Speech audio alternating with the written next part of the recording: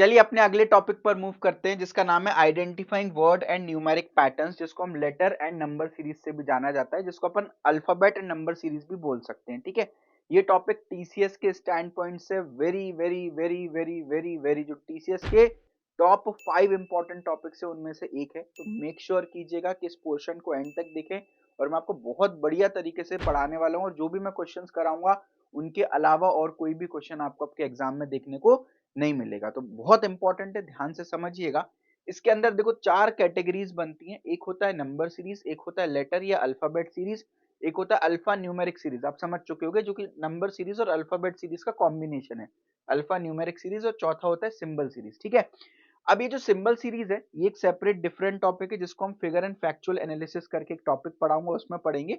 इस टॉपिक का नाम पैटर्न रिकॉग्निशन भी होता है, तो इसको एक different chapter as a different chapter हम पढ़ेंगे। फिलहाल हमारा फोकस नंबर सीरीज पर, लेटर अल्फाबेट सीरीज पर एंड अल्फा न्यूमेरिक सीरीज पर होने वाला है। ठीक है, एग्जांपल बताता हूँ। देखो नंबर सीरीज क्या होती है, इस तरह की सीरीज है। आपसे पूछा जाएगा यार फिल इन द ब्लैंक करो, पैटर्न रिकॉग्नाइज करो, क्या पैटर्न बन रहा है, सीरीज कैसी बन रही है, और इस ब्लैंक को फुल करो। मतलब इस सीरीज का अगला जो टर्म है वो क्या आने वाला है। तो आप देखो यहाँ पर 4 है, 4 के बाद 7 है, 12 है, 19 है, आगे क्या आएगा अब ये पता करना है।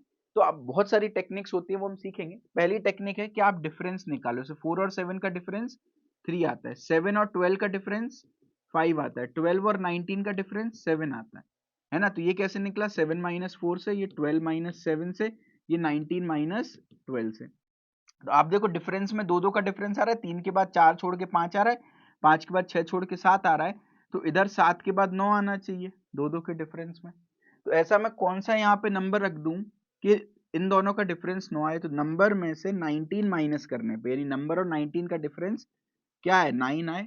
यही बात होगी, नंबर और 19 का डिफरेंस 9 है। तो नंबर की जगह क्या लिख सकते हैं, 9 प्लस 19 विच इज 28। तो यहाँ पर क्या लिख सकते हैं हम, 28 लिख सकते हैं, है ना। तो इस तरीके से ये आपका नंबर सीरीज हो गया। अब हम बहुत सारे क्वेश्चंस करेंगे। सेकंड इज लेटर या अल्फाबेट सीरीज। जैसे यहाँ पर दिया ए के बाद ई आई एम, तो ए दिया है, फिर ई दिया है, फिर आई दिया है, फिर एम दिया है। बताओ भैया अगला टर्म क्या आएगा। तो ए के बाद अगर आप ध्यान से देखो तो बी सी डी छोड़ा ई आया, ई के बाद एफ जी एच छोड़ा आई आया, आई के बाद जे के एल छोड़ा एम आया। तो 3 3 छोड़ के चौथा टर्म लिख रहे हैं। एम के बाद एन ओ पी छोड़ा क्यू आया। तो इसका करेक्ट आंसर क्या हो गया, क्यू हो गया। अब सिमिलरली इसको यहां से देखो, तो इधर पर अगर आप ध्यान से देखो, this is alpha numeric series, जहां पर अल्फाबेट भी है और नंबर भी है। तो अब इसको ध्यान से देखो, ए 1 है, डी 4 है, जी 9 है, जे 16 है। बताओ अगला टर्म क्या आएगा। अब अगर आप यहाँ पर ध्यान से देखो तो केवल अल्फाबेट सीरीज को अगर हम देखें तो ए के बाद डी आया, डी के बाद जी आया, जी के बाद जी आया। तो बताओ अगला अल्फाबेट क्या आएगा। तो अगर आप ध्यान से देखो तो ए के बाद बी और सी को छोड़ दिया, डी आया, डी के बाद ई और एफ को छोड़ दिया, जी आया, जी के बाद एच और आई को छोड़ दिया, जे आया, जे के बाद के और एल को छोड़ करके एम आ जाएगा। तो दो दो छोड़ करके तीसरा टर्म लिख रहे हैं, तो के और एल छोड़ करके एम आ गया, इधर तो आ गया एम। तो ये तो अल्फाबेट सीरीज कंप्लीट कर दिया। अब नंबर सीरीज देखो, तो नंबर सीरीज क्या बन रही है, 1 है, 1 के बाद 4 है, 4 के बाद 9 है, 9 के बाद 16 है, उसके बाद ब्लैंक है। ठीक है, अभी मैं आपको टेक्निक सिखाऊंगा। तो ये 1 क्या हो गया, 1 का स्क्वायर, 4 क्या हो गया, 2 का स्क्वायर, ये हो गया 3 का स्क्वायर 9, ये हो गया 4 का स्क्वायर, स्क्वायर की सीरीज बन गई। तो 1 का स्क्वायर, 2 का स्क्वायर, 3 का स्क्वायर, 4 का स्क्वायर, तो अगला टर्म क्या हो जाएगा, 5 का स्क्वायर विच इज 25, है ना। तो M25 will be the correct answer. तो इस तरीके से अलग अलग लॉजिक्स हैं जिनको अभी हम इस पूरे लेक्चर में यही डिस्कवर करने वाले हैं। तो ये बेसिकली टाइप ऑफ सीरीज है जो आपसे पूछी जा सकती है। ठीक है, अब एक बार सिंबल सीरीज अपन एज अ डिफरेंट यूनिट पढ़ेंगे, बट उसका भी एक छोटा सा एग्जांपल देता हूँ। सिंबल सीरीज होता क्या है, जैसे आपको यहाँ पर एक सीरीज दे रखी है, आपसे पूछा अगला सिंबल क्या आएगा। ठीक है, अब अगर आप ध्यान से देखो तो अंदर तो सब में रेक्टेंगल सॉरी स्क्वायर आ रहा है, अंदर वाला जो फिगर बना है वो सब में स्क्वायर है, इफ यू केयरफुली ऑब्जर्व। तो आंसर में भी अंदर स्क्वायर आएगा, जो कि अगेन चारों ऑप्शंस में अंदर स्क्वायर है। तो सारा खेल जो है वो बाहर वाले फिगर का है। तो बाहर वाला फिगर अगर आप ध्यान से देखो तो ये रेक्टेंगल है, आर ई से लिख देता हूँ।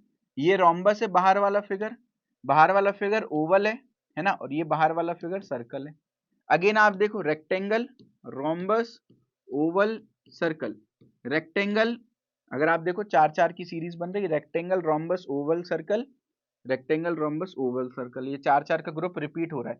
तो रेक्टेंगल के बाद क्या आएगा, रोम्बस, फिर ओवल, फिर सर्कल। तो अगला फिगर क्या होना चाहिए, रोम्बस होना चाहिए। यानी ऑप्शन बी जो है वो करेक्ट आंसर हो गया। तो इस तरीके से सिंबल सीरीज में भी हम बहुत सारे question as a different unit करेंगे, बट एक सैंपल क्वेश्चन मैंने आपको बता दिया, ठीक है। अब कैटेगरीज क्या आएंगी, या तो आपसे पूछा जा सकता है नेक्स्ट टर्म बताओ या मिसिंग टर्म बताओ। जैसे कि एग्जाम्पल बताता हूँ, जैसे अपन ने फॉर एग्जाम्पल 2 है, 4 है, 6 है, 8 है, बताओ अगला टर्म क्या है। तो आप बोलोगे दो दो के डिफरेंस में अगला टर्म 10 आ गया, तो ये तो हो गया नेक्स्ट टर्म। या आपसे क्या पूछ सकते हैं, आपसे मिसिंग टर्म पूछ सकते हैं, जैसे मान लो 10 है, 20 है, डैश 40, 50, 60। अब बताओ मिसिंग टर्म कौन सा हो गया। तो आप लॉजिक लगाओ, 10-10 की डिफरेंस बन रही है सीरीज में, तो 30 हो गई, ये मिसिंग टर्म वाली बात होगी। एक हो सकता है फाइंड अ रॉन्ग नंबर या ऑड नंबर। आपको एक सीरीज कोई पैटर्न फॉलो कर रही होगी जिसमें एक नंबर ऐसा होगा जो कि पैटर्न से हट करके होगा। जैसे 5 है, 10 है, 15 है, 21 है, 25 है, 30 है, 35 है। अब मैं आपसे पूछू यार रॉन्ग नंबर क्या है इसमें, है ना। तो आप बोलोगे भैया सबके सब जो है वो 5 के मल्टीपल हैं, केवल 21 ऐसा है जो कि 5 का मल्टीपल नहीं है। तो इसका रिप्लेसमेंट क्या होना चाहिए, यहाँ पे भैया 20 होना चाहिए, ताकि सब कुछ 5-5 के डिफरेंस पे आ जाए। तो ये रॉन्ग नंबर या ऑड नंबर का सवाल बन जाता है, और इसमें रिप्लेसमेंट भी पूछा जाता है कि इसका रिप्लेसमेंट क्या होगा, है ना। जैसे एक और एग्जाम्पल यहाँ देख लो। अब आप ये देखो, तो ये है 2 का स्क्वायर, ये है 3 का स्क्वायर, ये है 4 का स्क्वायर, ये है 5 का स्क्वायर। तो 2 स्क्वायर, 3 स्क्वायर, 4 स्क्वायर, 5 स्क्वायर, तो अगला क्या होना चाहिए, 6 का स्क्वायर, दैट इज 36 होना चाहिए। तो ये रॉन्ग टर्म हो गया और इसका रिप्लेसमेंट क्या हो गया, 36 हो गया। तो किस तरह की कैटेगरीज, किस तरह के क्वेश्चंस बन सकते हैं, उसका एक आइडिया दे दिया। एक और एग्जांपल देख लो भाई, आपको लेटर सीरीज दी है, बोला इसमें रॉन्ग टर्म बताओ, 4 ऑप्शंस आपको दिए। अब आप अगर ध्यान से यहाँ पर देखो, तो ए के बाद अगर आप देखो, जी के बाद एच है, फिर आई है, आई के बाद जे है, फिर के है, ऐसे ए के बाद बी है, फिर सी है। तो एक एक छोड़कर आ रहे हैं ना, जी के बाद एच देन आई, आई के बाद जे देन के, पहला टर्म देख रहे हैं। तो सी के बाद डी छोड़ करके यहाँ पर ई होना चाहिए, तो ये वाला टर्म गलत है, यहाँ पर ई आना चाहिए, है ना। और सेकंड टर्म सही है क्या, आप बताओ। तो देखो अगर अपन रिवर्स देखें तो P Q R S T U V, तो भैया सेकंड टर्म तो बिल्कुल सही है, क्योंकि ये एक एक छोटा, वी के जस्ट पहले यू, यू के जस्ट पहले टी, टी के जस्ट पहले एस, उसके पहले आर, उसके पहले क्यू, उल्टा चलो Q R S T U V, सही जा रहे हैं, मतलब सेकंड टर्म सही है।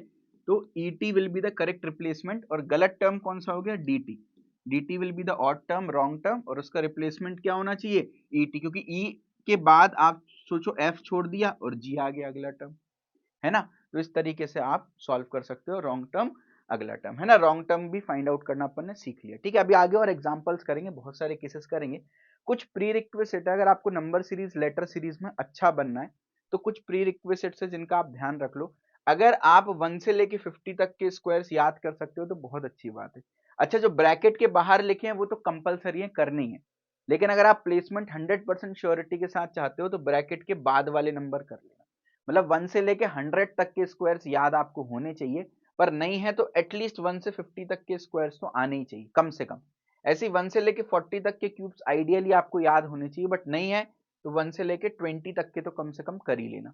ऐसे ही 1 से लेके 50 तक की टेबल्स याद होनी चाहिए, नहीं है तो 1 से लेके 30 तक की टेबल्स याद कर लेना। ध्यान रखना, बहुत सारे इनफैक्ट मैक्सिमम प्लेसमेंट एग्जाम्स में कैलकुलेटर अलाउड नहीं होता, ठीक है। और ये आप खुद से भी निकाल सकते हो, भैया 17 का क्यूब मैं निकाल सकता हूँ, बट समय कंज्यूम होगा ना, अगर याद है तो बढ़िया बात है, ठीक है। ऐसे ही 1 से लेके 500 तक प्राइम नंबर से याद होने चाहिए, नहीं है तो कम से कम 1 से लेके 200 तक याद। भैया कौन याद करेगा, कैसे याद करेगा, कोई बात नहीं, आप नहीं तो कोई और याद कर लेगा, उसका प्लेसमेंट हो जाएगा। We are living in a competitive world, तो किसी का तो होना है ना यार भाई। XYZ कंपनी में एक सीट किसी बंदे के लिए रिजर्व्ड है, अब वो बंदा आप हो, आप नहीं तो फिर कोई और सही, तो जो याद कर लेगा उसका हो जाएगा। तो कहने का मतलब ये कि यार याद कर लेना, कोशिश करोगे तो हो जाएगा, कोई बड़ी बात नहीं है, ठीक है।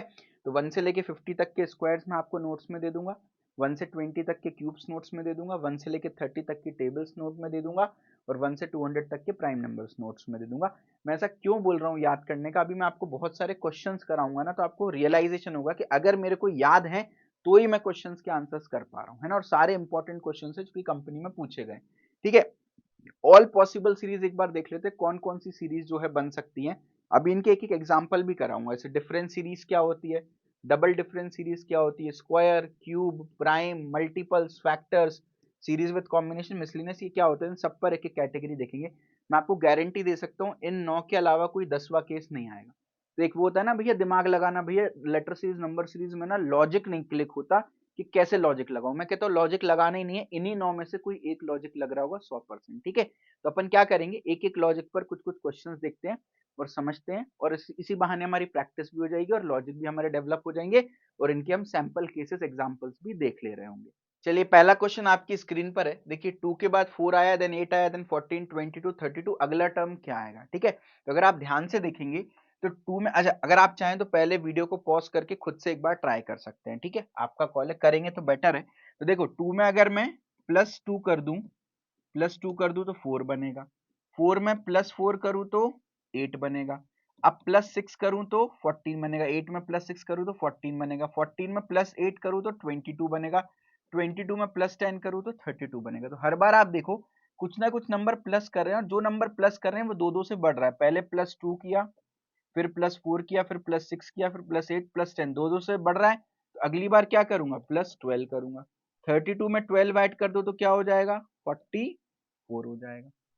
या तो आप इस तरीके से कर सकते हो, या आप क्या कर सकते हो, देखो जिसको मैं बोल रहा हूँ डिफरेंस सीरीज।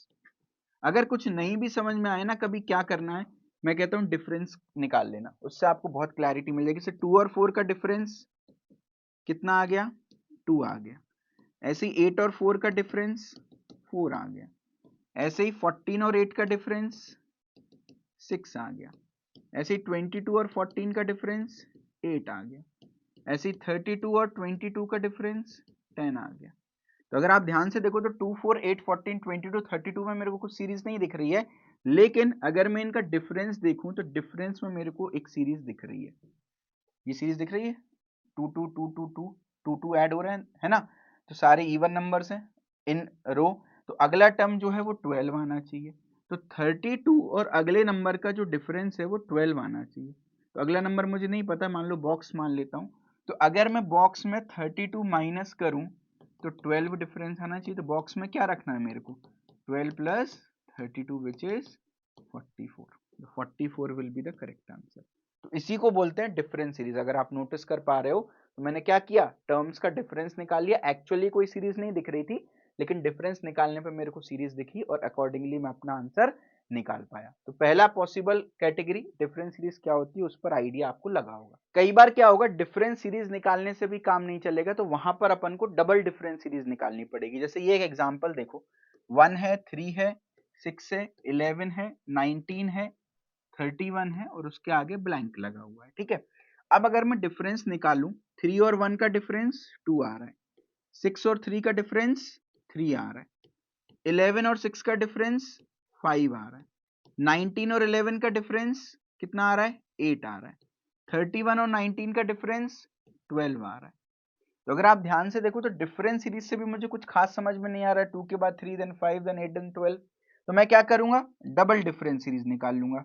2 और 3 का डिफरेंस 1, 3 और 5 का डिफरेंस 2, 5 और 8 का डिफरेंस 3, 8 और 12 का डिफरेंस 4। अब सीरीज चमकी डबल डिफरेंस में, है ना, चमकी। तो अगला टर्म यहां पर क्या आना चाहिए, इन दोनों के बीच का जो टर्म है वो यहां से पता चल जाएगा।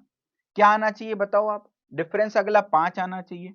तो 5 का डिफरेंस रखने के लिए इधर मैं 17 रख सकता हूं, क्योंकि 17 में 12 माइनस करूंगा तो 5 बचेगा। ठीक है, सिमिलरली इन दोनों का डिफरेंस अब 17 आना चाहिए। अपन को ये यहां से पता चल गया कि इधर 17 आना चाहिए डिफरेंस डबल डिफरेंस सीरीज से। तो मैं क्या रखूं, अगर मैं 48 रख दूं तो 48 में 31 माइनस करूंगा तो 17, या डब्बा अप्रोच कर लो, डब्बे में से 31 माइनस करो तो 17 बचना चाहिए, है ना।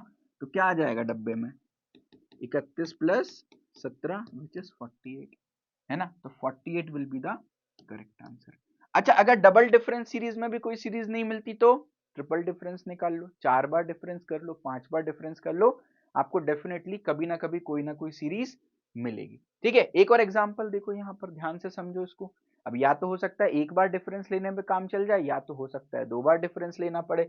इधर देखो 43 है, देन 38 है, देन 31 है। एक काम करता हूँ इधर ही सॉल्व करके देखता हूँ। ठीक है, 43 और 38 का डिफरेंस कितना आ गया, 5 का। 38 और 37 का डिफरेंस कितने का आ गया, 7 का। यहाँ पर ये डिफरेंस 22 और 31 में 9 का, ये डिफरेंस आ गया आपका 11 का। और 11 और -2 में डिफरेंस आ गया 13 का, तो 11 टर्म तो हो गए 0 तक, फिर -1 -2 13। तो आप देखो यहाँ एक बार डिफरेंस करने पे ही काम चल जा रहा है, सीरीज मिल रही है, 2 2 का 5 में 2 ऐड करो, 7 में 2 ऐड करो, 9 में 2 ऐड करो, 11 में 2 ऐड करो 13, 13 में 2 ऐड करो तो 15।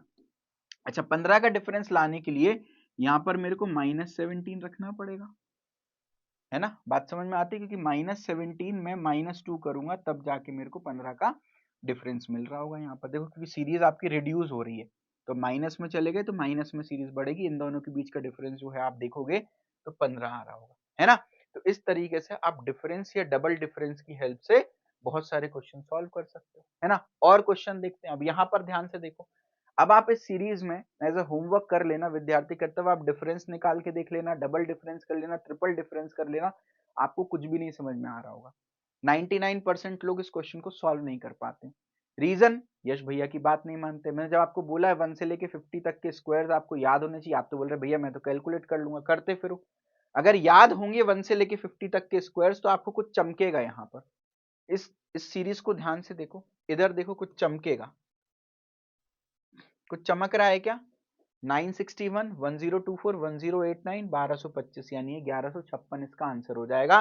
31 का स्क्वायर है भाई साहब, ये 32 का स्क्वायर है, ये 33 का स्क्वायर है, ये 35 का स्क्वायर है, तो इधर क्या आएगा 34 का स्क्वायर विच इज 1156, है ना। अब मैं आपको कहता हूं अगर आपको नहीं पता होता ना तो नहीं सॉल्व कर पाते, तो इसलिए कुछ कुछ चीजें याद भी रखना जरूरी होती।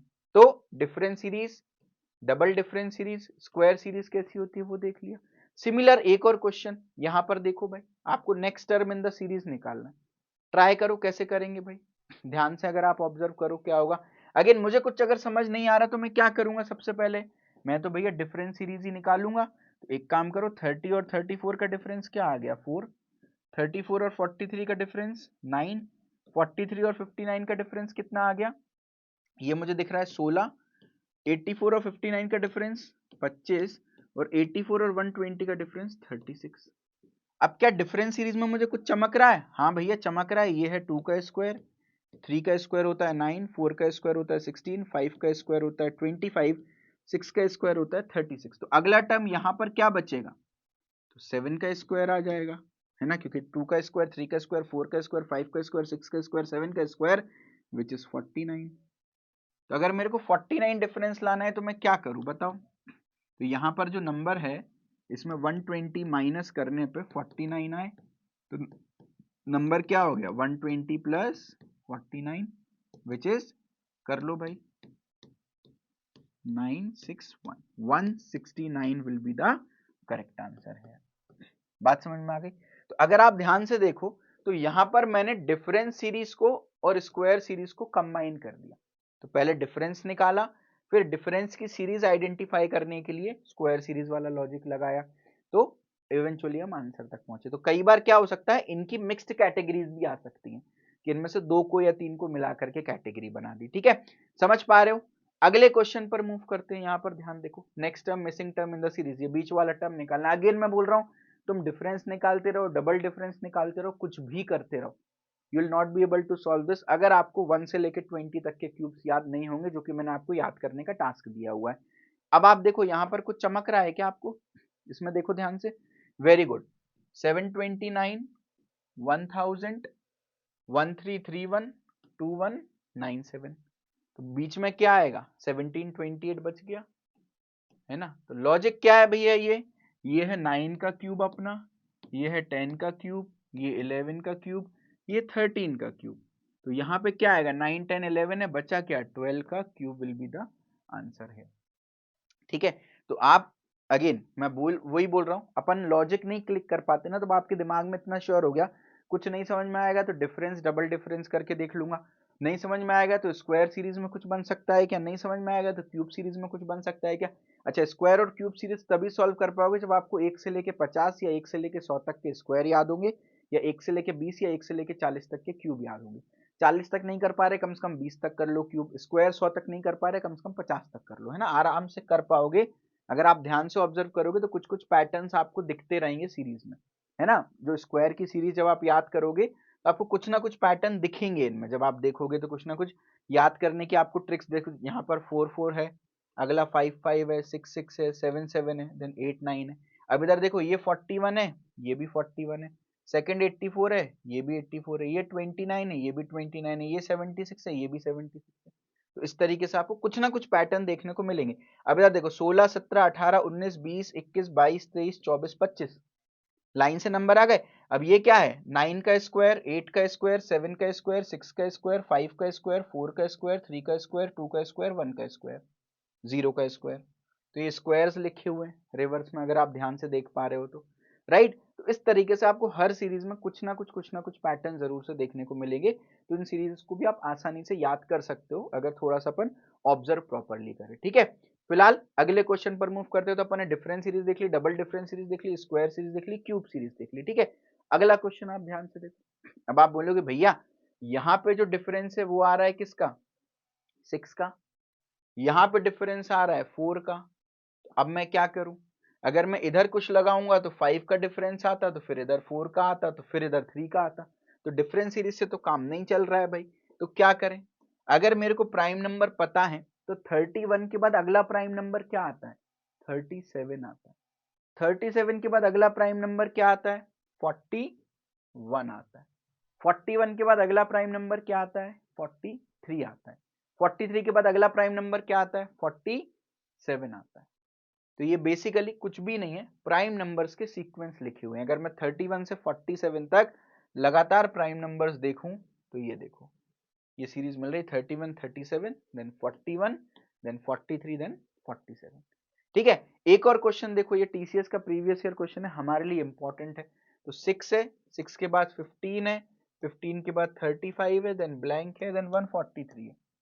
अब आप इसमें डिफरेंस डबल डिफरेंस निकालते रह जाना, कुछ नहीं होगा। स्क्वायर सीरीज से भी कुछ नहीं होगा, क्यूब सीरीज से भी कुछ नहीं होगा, क्योंकि ये प्राइम नंबर की सीरीज बन रही है। अब आप ध्यान से देखो, तो ये है 2 इंटू 3, 2 इंटू 3 6 होता है। ऐसी 15 को भी दो टर्म में लिखो तो 3 इंटू 5 15 होता है। इसको भी दो टर्म में लिखो तो 5 इंटू 7, ऐसे इसको भी दो टर्म में लिखो तो 11 इंटू 13। अच्छा, 1 से लेके 13 तक प्राइम नंबर्स लिखना तो सारे 2 है, 2 के बाद 3 है, 3 के बाद 5 है, 5 के बाद 7 है, 7 के बाद 11 है, एंड 11 के बाद 13 है। तो पहले मैंने 2 इंटू 3 किया, 6 आ गया। फिर मैंने 3 इंटू 5 किया, 15 आ गया। फिर मैंने 5 इंटू 7 किया, तो अब 7 इंटू 11 कर दो, क्योंकि फिर 11 इंटू 13 आ गया। तो 7 इंटू 11 क्या होता है, 77 will be the correct answer. तो यहाँ पे प्रोडक्ट में ब्रेक किया, और ये जो प्रोडक्ट है कंसेक्यूटिव प्राइम नंबर है। 2 के बाद 3 आया, 3 के बाद 5 आया, 5 के बाद 7 आया, 7 के बाद 11 आया, 11 के बाद 13 आया, है ना। अब भैया ये लॉजिक कैसे क्लिक होगा, तो थोड़ा सा हम प्रैक्टिस करेंगे। अभी पेशेंस रखो, बहुत सारे क्वेश्चंस कराऊंगा, थोड़ा सा अपन प्रैक्टिस करेंगे तो हो जाएगा। आसान है, बाकी मैंने आपको हर पॉसिबल टाइप की सीरीज में आपको करा दूंगा, है ना। इस लेक्चर में आपको टेंशन लेने वाली बात नहीं है, बस पेशेंस के साथ आगे बढ़ते जाना है, ठीक है। अच्छा, तो करेक्ट आंसर 77 आ गया। तो अगर आप ध्यान से देखोगे तो ये कंसेक्यूटिव प्राइम नंबर्स 2 से लेके 13 तक, लेकिन डायरेक्टली ना यूज करके ग्रुपिंग में प्रोडक्ट कर दिया, तो इस तरह का भी लॉजिक बन सकता है। तो करेक्ट आंसर 77 हो गया। तो अपन ने डिफरेंस सीरीज देख ली, डबल डिफरेंस सीरीज देख ली, स्क्वायर सीरीज देख ली, क्यूब सीरीज देख ली, प्राइम की सीरीज देख ली। अब अगला क्वेश्चन, ऑब्वियसली आप थोड़े से स्मार्ट हो, समझ चुके होगे, कुछ ना कुछ मल्टीप्लीकेशन पर बेस्ड होगा। मैं कहता हूं अगर सीरीज आपकी बहुत तेजी से एकदम से बढ़ रही है तो समझ लेना बेटा मल्टीप्लीकेशन का यूज हुआ। देखो 5 के बाद 15, 45, फिर 135, फिर एकदम 405, बहुत तेजी से बढ़ रही है, तो डेफिनेटली कुछ ना कुछ मल्टीप्लीकेशन हुआ होगा। 5 में अगर 3 का मल्टीप्लीकेशन कर दूं तो 15 बन जाएगा, 15 में 3 का मल्टीप्लीकेशन कर दूं तो 45। अच्छा, अगर आप चाहो तो पहले वीडियो, हर क्वेश्चन में वीडियो को पॉज करके खुद से भी ट्राई कर सकते हो, आपका चॉइस है ना, वो ज्यादा बेनिफिशियल होगा। 45 में 3 का मल्टीप्लाई 135, 135 में 3 का मल्टीप्लाई 405। सिमिलरली 405 में 3 का मल्टीप्लाई कर दो भाई, तो 4 तिया 12, 1215 will be the correct answer. हर बार क्या कर रहा हूँ, 3 3 का मल्टीप्लाई। तो कैसे पता चलेगा भैया क्वेश्चन मल्टीप्लीकेशन सीरीज का है, आपको अगर सीरीज रैपिडली बहुत तेजी से बढ़ रही है तो समझ जाना भैया मल्टीप्लीकेशन सीरीज का कमाल है, ठीक है। एक क्वेश्चन और देखते हैं, अब यहां पर ध्यान से देखो। अभी तो एक कांस्टेंट नंबर का मल्टीप्लीकेशन किया, हर बार 3 3 3 3 3। अब यहां भी आप सीरीज देखो एकदम बहुत तेजी से बढ़ रही है, 3.25 से 6.5, 19.5, 78, 390। तो मतलब मल्टीप्लीकेशन जरूरी नहीं कांस्टेंट टर्म का, अलग अलग भी हो सकते हैं। जैसे यहाँ पर आप देखो 2 का मल्टीप्लाई करो, 3.25 में 2 का मल्टीप्लाई करोगे तो 6.5 बचेगा, 6.5 में 3 का मल्टीप्लाई करोगे तो 19.5 बचेगा, 19.5 में 4 का मल्टीप्लाई करोगे तो 78 बनेगा, 78 में 5 का मल्टीप्लाई करोगे तो 390 बनेगा। तो मल्टीप्लीकेशन भी एक एक से बढ़ते जा रहा है, पहले 2 का मल्टीप्लाई, फिर 3, फिर 4, फिर 5, नेक्स्ट 6 का मल्टीप्लाई कर दोगे तो आपका आंसर आ जाएगा। तो 390 में 6 का मल्टीप्लाई कर दो तो 6 0 0, 9 6 जा 54 का 5, कैरी ओवर 5, 6 3 18, 19 20 21 22 23, तो 2340 जो है वो करेक्ट आंसर। एक बार चेक कर लेते हैं, 6 0 0, 9 6 जा 54 का 4, कैरी ओवर 5, 6 3 18, 19 20 21 22 23, 2340 जो है वो करेक्ट आंसर आ रहा है यहाँ पर। तो ये क्या हो गया आपकी मल्टीप्लीकेशन सीरीज, जिसमें कांस्टेंट टर्म से भी मल्टीप्लाई हो सकता है या एक एक टर्म बढ़ाकर भी आपका मल्टीप्लाई हो सकता है। ठीक है, तो अपन ने डिफरेंस सीरीज देख ली, डबल डिफरेंस देख ली, स्क्वायर देख ली, क्यूब देख ली, प्राइम देख ली, मल्टीप्लीकेशन की सीरीज देख ली। अच्छा, मल्टीप्लीकेशन में डिवीजन की भी सीरीज आ सकती है। जैसे आप यहां पर देखो, अगर सीरीज बहुत तेजी से बढ़ रही है तो मल्टीप्लीकेशन, अगर सीरीज बहुत तेजी से घट रही है तो डिवीजन। आप देखो 6 डिजिट नंबर से 5, 5 से 4 डिजिट नंबर और छोटा और छोटा और छोटा होगा, तो मतलब कुछ ना कुछ डिवीजन की टेक्निक लगाई होगी। अब आप देखो 128 में 16 का एक बार डिवाइड करके देखना, इन दोनों को डिवाइड करके देख रहे हैं तो क्या आएगा इन दोनों को डिवाइड करके। अब देखो कंप्यूटर साइंस के अगर स्टूडेंट हो तो आपको पता है ये 2 की पावर 4 होता है, ये 2 की पावर 7 होता है, या तो डिवाइड कर लेना, कोई दिक्कत नहीं है, 2 से चल जाएगा, 4 से भी कैंसिल हो जाएगा, है ना। अब अपन को पता है a की पावर m अपॉन a की पावर n, अगर बेस सेम होती है पावर डिफरेंट होती है तो पावर को मैं माइनस कर सकता हूँ, तो इसको मैं 2 की पावर 7 माइनस 4 यानी कि 2 की पावर 3 लिख सकता हूँ, विच इज 8। तो यहां पर मैंने क्या किया, 8 से डिवाइड किया, 128 में 8 से डिवाइड करूंगा तो 16 बनेगा। सिमिलरली इन दोनों को डिवाइड करके देखो, अगेन अगर कंप्यूटर साइंस के स्टूडेंट हो तो 2 की पावर 10 है, ये 2 की पावर 7 है, a की पावर m अपॉन a की पावर n, a की power m minus n, which is again 2 की पावर 3 यानी विच इज 8।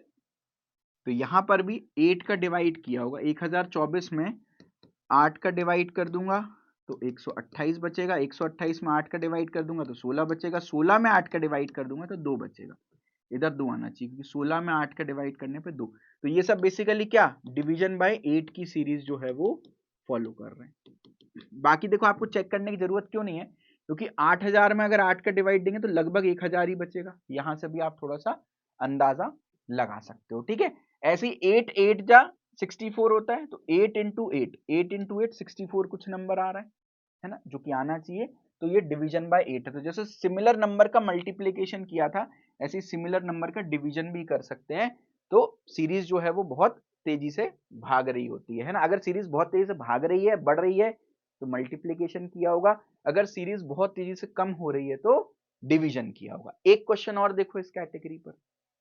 अब अगर आप यहां पर ध्यान से देखोगे तो 108 अगर मैं यहां पर 6 से डिवाइड कर दूं, 3240 को 6 से डिवाइड करता हूं तो 540 बचता है, 540 को 5 से डिवाइड करता हूं तो 108 बनता है, 108 को 4 से डिवाइड करता हूं तो 27 बनता है, 27 को 3 से डिवाइड करता हूं तो 9 बनता है, 9 को 2 से डिवाइड करता हूं तो 4.5 बनता है। तो यहाँ पे 9 आना चाहिए क्योंकि ये 6 से डिवाइड किया 540 बना, 540 को 5 से डिवाइड करो तो 108, 108 को 4 से डिवाइड करो तो 27, 27 को 3 से डिवाइड करो तो 9 और 9 को 2 से डिवाइड करो तो 4.5। अब आप बोलोगे भैया लॉजिक कैसे क्लिक होगा, तो मैं आपको सारे पॉसिबल लॉजिक्स बता रहा हूँ। तो अगर सीरीज बहुत तेजी से घट रही है तो डिवीजन होगा। अब डिवीजन में या तो कांस्टेंट डिवीजन होगा या तो वेरिएबल डिवीजन होगा। ऐसे ही मल्टीप्लीकेशन में अगर सीरीज बहुत तेजी से बढ़ रही है तो मल्टीप्लीकेशन होगा, या तो कांस्टेंट मल्टीप्लिकेशन होगा या तो कांस्टेंट डिवीजन होगा। तो अब ये लॉजिक आपके दोस्तों के दिमाग में नहीं चमकेंगे, आपके दिमाग में चमक जाएंगे क्योंकि आप ये लेक्चर देख के जा रहे होगे एग्जाम में, है ना। तो ऐसे ही लॉजिक डेवलप होते हैं, जब आप क्वेश्चन सॉल्व करते हो, नहीं बनते, सॉल्यूशन देखते हो, सीखते हो, वहां से लॉजिक डेवलप होते हैं। एकदम दिमाग में खुद तो नहीं आएगा, सॉल्व करेंगे तो आएगा। Difference, double difference, square, cube, prime and multiplication, division, ये हमने सारे देख लिए। फैक्टर्स वाला एक बार देख लेते हैं। फैक्टर्स पर क्वेश्चन सॉल्व करने से पहले एक बेसिक आइडिया ले लेते हैं, समझ लेते हैं फैक्टर्स होते क्या है।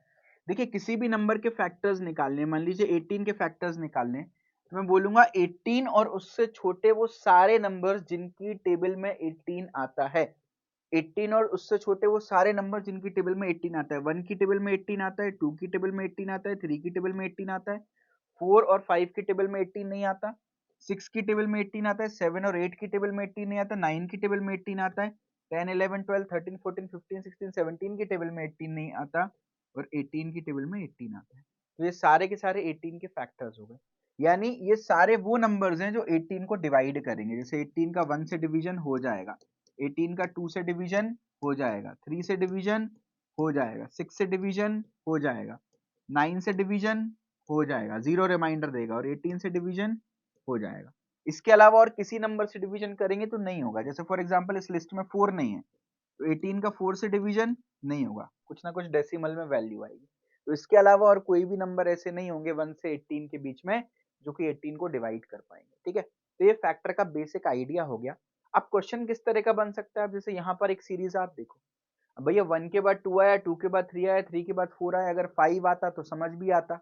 अब मैं डिफरेंस कर लूँ, डबल डिफरेंस कर लूँ, स्क्वायर कर लूँ, मल्टीप्लाई कर लूँ, डिवाइड कर लूँ, कुछ भी कर लूँ, स्क्वायर क्यूब कुछ भी कर लूँ, नहीं समझ आ रहा क्या करूँ। तो अगर आप ध्यान से देखो तो 12 के एक बार फैक्टर्स बताना, या आप ऐसे समझो कि ये इन नंबर्स की टेबल में क्या ऐसा चीज है कॉमन जो सबकी टेबल में आती है। 1 की टेबल में भी 12 आता है, 2 की टेबल में 12 आता है, 3 की टेबल में, 4 की टेबल में, 6 की टेबल में, सबकी टेबल में 12 आता है। तो 12 आंसर हो जाएगा। या आप 12 के एक बार फैक्टर्स देखो, वो सारे नंबर जिनकी टेबल में 12 आता है, 1 2 3 4 6 एंड 12, ये सारे के सारे 12 के फैक्टर्स हो गए। तो आप देखो 1 2 3 4 6 तो दिया ही है, अगला नंबर है 12 इटसेल्फ, है ना। तो इस तरीके से कई बार क्वेश्चंस जो है वो फैक्टर्स पर भी आ सकते हैं, तो थोड़ा सा सावधान और सतर्क रहने की यहाँ पर जरूरत है। तो फैक्टर का बेसिक कॉन्सेप्ट अगर अपने को समझ में आया तो अपन चमका सकते हैं, या अगर कुछ भी नहीं समझ में आ रहा तो आप देख लो ऐसा कौन सा नंबर है जो इन सबकी टेबल में आता है। तो आपने देखा यार 12 ही अगला नंबर है जो इन सबकी टेबल में आता है। उसके अलावा आप 9 ले लो, 8 ले लो, 7 ले लो, 10 ले लो, सबकी टेबल में नहीं आएंगे नंबर्स, किसी ना किसी एक के टेबल में मिस हो जाएंगे। ठीक है, तो इसलिए 12 अपना आंसर हो गया। ठीक है, तो डिफरेंस देख लिया, डबल डिफरेंस देख लिया, square cube prime multiples and factors पर कैसे क्वेश्चंस आ सकते हैं वो देख लिए। Next is series with combinations, है ना। कॉम्बिनेशंस की सीरीज कैसी होती है, जैसे फॉर एग्जांपल ये पॉसिबल कॉम्बिनेशंस है जो बन सकता है। अभी ये थोड़ा सा अगर डिफिकल्ट क्वेश्चन बनाना हो ना लेटर सीरीज नंबर सीरीज से, तो वो सीरीज विद कॉम्बिनेशन से आ सकता है। जैसे स्क्वायर प्लस 1 की सीरीज किस तरह की होगी, एन स्क्वायर प्लस 1 टाइप की। अब एक काम करना, आप n की वैल्यू रखते रहो, n की वैल्यू 0 रखो, 0 का स्क्वायर प्लस 1 इज 1, 1 रखो, 1 का स्क्वायर प्लस 1 इज 2, 2 के बाद आपने यहाँ पे n की वैल्यू 0 रखी तो ये आई, n इक्वल टू 1 रखा तो ये, n इक्वल टू 2 रखो, 2 का square plus 1 that is 4 plus 1 is 5। अब n की वैल्यू आप यहाँ पर अपन ने n इक्वल टू 0 रखा, n इक्वल टू 1 रखा, n इक्वल टू 2 रखा, n इक्वल टू 3 रखो तो 3 का square 9 plus 1 is 10, n equal to 4 रखो तो 4 का square 16 plus 1 is 17 and so on so forth. अब आपसे पूछे next term of the series क्या है, तो n की वैल्यू 5 रखना पड़ेगी, तो 5 का स्क्वायर इज 25 प्लस 1, तो 26 will be the answer in this particular case. तो आपको खुद ही आइडिया लगाना पड़ेगा। देखो इसमें हम क्या भी कर सकते हैं, मान लो ये सीरीज दी होती है ना, तो अब अपन को कुछ भी समझ नहीं आ रहा होता क्या करना है क्या नहीं करना, तो कई बार क्या होता है सीरीज में प्लस माइनस 1 करके भी काम चल जाता है। जैसे मैं इस सीरीज में सब में से एक एक कम कर दूं, एक एक माइनस कर दूं, तो ये 0 बचेगा, 2 में 1 माइनस किया 1, ये बचेगा 4, ये 9 बचेगा, ये 16 बचेगा। अगर एक एक माइनस कर रहा हूं तो मेरे को सीरीज दिख रही है 1 का स्क्वायर, 2 का स्क्वायर, 3 का स्क्वायर, 4 का स्क्वायर, तो अगला टर्म 5 का स्क्वायर आएगा विच इज 25, है ना। अब क्योंकि ये 1 माइनस किया है तो 1 वापस से प्लस कर दो विच इज 26। तो इस तरीके से भी आप इस तरह के क्वेश्चन को सॉल्व कर सकते हो सीरीज विद कॉम्बिनेशन के। ठीक है, ऐसे ही मान लो फॉर एग्जांपल एक ये सीरीज ले लो, स्क्वायर प्लस एन, मतलब ये सीरीज हो गई एन स्क्वायर प्लस एन की। अब n की वैल्यू 0 रखो तो 0 प्लस 0 इज 0, 1 रखो तो 1 का स्क्वायर प्लस 1, 1 प्लस 1 इज 2। ठीक है, अब n की वैल्यू 2 रखो तो 2 का स्क्वायर प्लस ये हो गया आपका 1 square plus 1 is 2, now 2 square plus 2 which is 6, then 3 square plus 3 which is 12, then 4 square plus 4 which is 20, then 5 square plus 5 which is आपका 30। तो अगला टर्म क्या आएगा 6 स्क्वायर प्लस 6 which is 42। तो ये आपको सीरीज फिर आइडेंटिफाई करनी पड़ती है, एन स्क्वायर प्लस एन की आ रही है ना। तो इसलिए मैं बोलता हूँ अगर इस तरह के क्वेश्चन आए तो ये डिफिकल्ट कैटेगरी में काउंट होंगे। जैसे ये सीरीज कैसी हो गई, आप देखो cube plus square, now this becomes even more difficult. ये हो गई आपकी n cube plus n square की सीरीज। अब n की वैल्यू 0 रखोगे तो 0 बन जाएगा, 1 रखोगे तो 1 + 1 2 बन जाएगा, 2 रखोगे तो 2 का क्यूब 8 + 2 का स्क्वायर 4 12 बन जाएगा अगला टर्म, है ना। ऐसे cube minus square is n cube minus n square. ये क्या है आपका cube minus n is n cube minus n, this is n cube plus n, this is n square minus n, this is n cube minus 1, this is n cube plus 1, this is n square minus 1। तो इस तरीके से series with combination पर भी अगर difficult level का paper बनाना हो तो सीरीज विद कॉम्बिनेशन पर भी क्वेश्चन आ सकते हैं ना। तो इनको थोड़ा सा आइडेंटिफाई करना मेरे हिसाब से काफी डिफिकल्ट होता है, but for the sake of completion मैंने आपको कवर करा दिया। हालांकि rare of the rare case में ऐसे क्वेश्चंस आपको देखने को मिलते हैं, है ना, जिसमें प्लस माइनस 1 वाले तो देखने को फिर भी मिल जाते हैं। ये जो प्लस माइनस n वाले हैं ये काफी कम है। तो अगर आपको तैयार भी करना है तो फर्स्ट 4 को कर लो। मतलब अगर कोई भी सीरीज गिवन है भैया, कुछ भी पैटर्न समझ में नहीं आ रहा, मैंने स्क्वायर कर लिया, क्यूब कर लिया, है ना, फैक्टर्स करके देख लिए, मल्टीपल्स करके देख लिए, डिवाइड करके देख लिया, मैंने सब कुछ कर लिया, डिफरेंस डबल डिफरेंस कर लिया, तब भी कुछ भी नहीं समझ में आया, तो सीरीज में से -1 करके देख लो या +1 करके देख लो। एक बहुत बढ़िया टेक्निक है। जैसे यहाँ कुछ समझ नहीं आ रहा था तो मैंने -1 करके देख लिया तो समझ में आ गया क्या हो रहा है। या तो -1 से भी काम नहीं चलता तो +1 करके देख लेता, तो भी अपन को समझ में कई बार आ जाता है कि यार क्या करना है। जैसे फॉर एग्जाम्पल n स्क्वायर -1 की सीरीज बनती, फॉर एग्जाम्पल n स्क्वायर -1 की सीरीज बनती तो मैं क्या करता आप बताओ। जैसे यहाँ पर मैं यहाँ लिख देता n स्क्वायर -1 की सीरीज, तो 0 रखोगे तो -1 आ गया, 1 रखोगे तो 0 आ गया, 2 रखोगे तो 3 आ गया, 4 रखोगे तो 15 आ गया, 5 रखोगे तो 24 आ गया, 6 रखोगे तो 36 माइनस। अब अगला टर्म मान लो पूछ लिया क्या है, तो अब ये नहीं समझ में आ रहा तो कई बार +1 करने से भी काम चल जाता है। सब में +1 करो तो ये बन गया 0, ये 1 बन गया। कुछ नहीं समझ में आ रहा था तो मैं एक काम करता हूँ, पहले -1 करके देखा तो ये हो गया 2, ये हो गया 14, ये हो गया 23। अभी भी कुछ समझ नहीं आ रहा -1 करने से, अब एक काम करो +1 करके देखो, -1 + 1 इज 0, ये 1, ये 4, ये 16, ये 25। तो यहाँ से समझ में आ गया भाई, ये 1 का स्क्वायर, 2 का स्क्वायर, उसके बाद आपका ये 4 का स्क्वायर, 5 का स्क्वायर, बीच में एक टर्म आई थिंक हमने मिस कर दिया। तो ये हो गया आपका 0 का स्क्वायर इज -1, 1 रखा तो 0 आ गया, 2 रखा तो 3 आ गया, 3 रखेंगे तो 8 आएगा, माफ कीजिएगा यहाँ पे 8 टर्म भी है। तो यहाँ पर आप -1 कर रहे हो तो 7 बन रहा है, कुछ बेसिकली यहाँ से नहीं निकल रहा, इधर +1 कर रहे हो तो 9 निकल रहा है। तो 1 का स्क्वायर, 2 का स्क्वायर, 3 का स्क्वायर, 4 का स्क्वायर, 5 का स्क्वायर, तो अगला टर्म 6 का स्क्वायर 36 होना चाहिए। लेकिन ये सीरीज कैसे मिली, -1 करके मिली। तो एक्चुअल आंसर क्या होगा, एक्चुअल आंसर क्या होगा, मतलब सॉरी ये +1 करके मिली है ना। देखो सब में +1 किया ना, +1, 3 + 1, 8 + 1, 15 + 1, तो जो ये जो आंसर आया ये +1 करके आया, तो एक्चुअल आंसर -1 करके निकाल सकते हो आप। तो मोरल ऑफ द स्टोरी, अगर कुछ समझ नहीं आए तो सीरीज में एक बार -1 और +1 करके देखने से भी कई बार अपने को हिंट मिल जाती है, अपने को आंसर मिल जाता है। तो ये अपना सीरीज विद कॉम्बिनेशन पर एक बेसिक आइडिया, जहां पर अपने को बस ये याद रखना है, कुछ समझ नहीं आए सीरीज में एक बार +1 करके देख लो, शायद कुछ पैटर्न मिल जाए। नहीं समझ में आए -1 करके देख लो, शायद कुछ पैटर्न आपको मोस्ट ऑफ द केसेस में मिल जाएगा। बाकी कंप्लीट सीरीज विद कॉम्बिनेशन में ये कैटेगरीज अपनी बन सकती हैं, ठीक है। अच्छा बस ये ध्यान रखना, अगर हमने +1 किया है तो जो आंसर आएगा उसको वापस -1 करना पड़ेगा, और अगर -1 किया है तो वापस जो भी आंसर आएगा उसमें +1 करना पड़ेगा, है ना। जैसे यहाँ पे -1 किया था, जो भी आंसर आया उसमें +1 करके हमारा एक्चुअल आंसर निकल के आया, ठीक है। चलो अब अगली कैटेगरी पर मूव करते हैं, दैट इज मिसलेनियस, है ना। अब मिसलेनियस में किस तरह के क्वेश्चंस बन सकते हैं, एक कैटेगरी बनती है alternating series which is very popular, very important. अब ये क्वेश्चन आप देखो यहाँ पर 1 10 3 7 5 4 7 कैसे सॉल्व करेंगे। अगर आप इस सीरीज को ध्यान से देखो, अगर मैं ऑड पोजीशन वाले टर्म देख रहा हूं, जैसे 1 है, 1 के बाद 3, एक छोड़ एक देख रहा हूं, 3 के बाद 5, 5 के बाद 7, तो 1 के बाद आया +2 करके 3, 3 में +2 किया तो 5 आया, 5 में +2 किया तो 7 आया।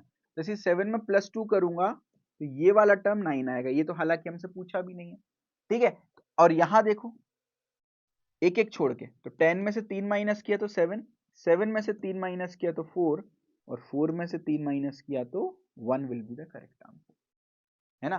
तो कई बार आपको डायरेक्ट कुछ अब अच्छा आइडेंटिफाई करने का क्या तरीका है कि अल्टरनेटिंग सीरीज बन सकती है। देखो अभी तक हमने जितनी भी सीरीज पढ़ी वो या तो इंक्रीज हो रही थी या तो डिक्रीज हो रही थी, है ना, या तो बढ़ रही थी या कम हो रही थी। लेकिन इस सीरीज को आप देखो, एकदम से 1 से 10 हुआ, बढ़ गई, फिर कम हो गई, फिर बढ़ गई, फिर कम हो गई, फिर कम हो रही है, बढ़ रही है। तो 90% ऑफ द केसेस में ऐसे केसेस में अल्टरनेटिंग सीरीज ही बनती है, ठीक है। तो ये अपने को एक बेसिक आइडिया, मिसलेनियस में एक कैटेगरी होगा अल्टरनेटिंग सीरीज, एक कैटेगरी हो जाती है ग्रुपिंग की। अब जैसे ये वाला क्वेश्चन टीसीएस का प्रीवियस ईयर क्वेश्चन है, इंपॉर्टेंट है। अब ये क्वेश्चन है सपने में भी अपन नहीं सॉल्व कर पाते, बट अगर मैं ग्रुप बना दूं दो दो के तो शायद आपको कुछ हिंट मिल जाए। देखो, अगर मैं 9 और 6 की डिजिट्स का सम कर दूं, 9 और 6 की डिजिट्स का सम, दैट इज 9 प्लस 6, क्या आएगा? 15 आ जाएगा। ऐसी 7 और 1 की डिजिट्स का सम कर दूं, 7 प्लस 1 8 आ गया। 3 और 7 की डिजिट्स का सम कर दूं, 3 प्लस 7 10 आ गया। ऐसी 4 और 1 की डिजिट्स का सम कर दूं, 4 प्लस 1 5 आ गया। बात समझ में आ गई? तो 5 इज द करेक्ट आंसर। तो मिसलेनियस में या तो अल्टरनेटिंग सीरीज बनेगी, या तो 2 के ग्रुप बना के कुछ लॉजिक लगा सकते हैं, 3 के ग्रुप बना के कुछ लॉजिक लगा सकते हैं, 4 के ग्रुप बना के कुछ लॉजिक लगा सकते हैं, है ना।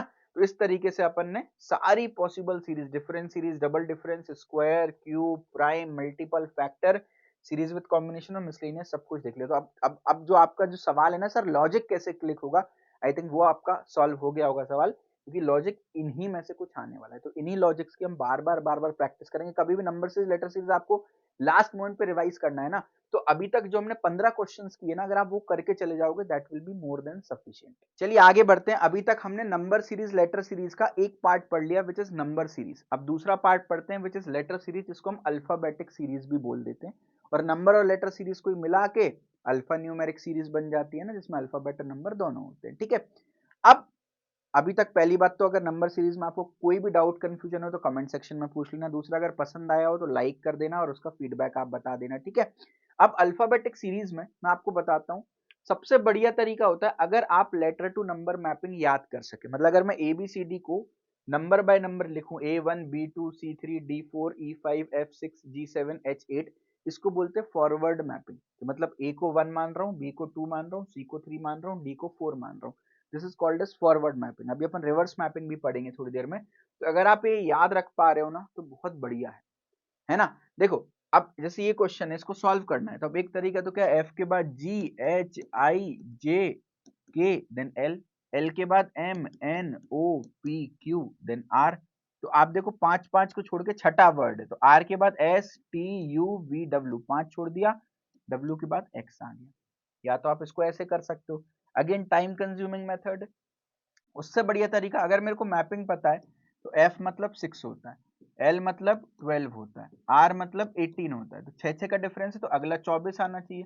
24 कोड जो होता है वो X का होता है, ठीक है। तो काफी जल्दी आप क्वेश्चंस को सॉल्व कर पाओगे। ये तो इजी लेवल पर है, इसमें टफ लेवल के क्वेश्चंस आते हैं जहां पर आपको अगर ये कोड नहीं पता हो तो दिक्कत होगी। आगे हम कोडिंग डिकोडिंग पढ़ेंगे टॉपिक, उसमें तो अगर ये कोड्स आपको नहीं पता हो तो भैया परेशानी हो जाएगी। तो देखो, अब इसको याद करने के 3 तरीके बता रहा हूँ। पहला तरीका, आप एडमिट कार्ड वगैरह एग्जाम में लेके जाते हो तो स्टार्टिंग में 10 मिनट आपके पास खाली रहते हैं, रफ शीट आपको मिल जाती है। अगर रफ शीट मिल गई तो बढ़िया बात है, नहीं मिली तो अपने एडमिट कार्ड के पीछे पेंसिल और इरेजर जरूर लेके जाना, ठीक है। तो पेंसिल से ये लिख लो, जो 10 मिनट स्टार्टिंग के मिलते हैं ना इंस्ट्रक्शन पढ़ने के लिए, इंस्ट्रक्शन तो 2-3 मिनट में पढ़ लेते हैं, तो ये या तो आप लिख लो जब भी जरूरत पड़े मैं देख सकूं, ठीक है।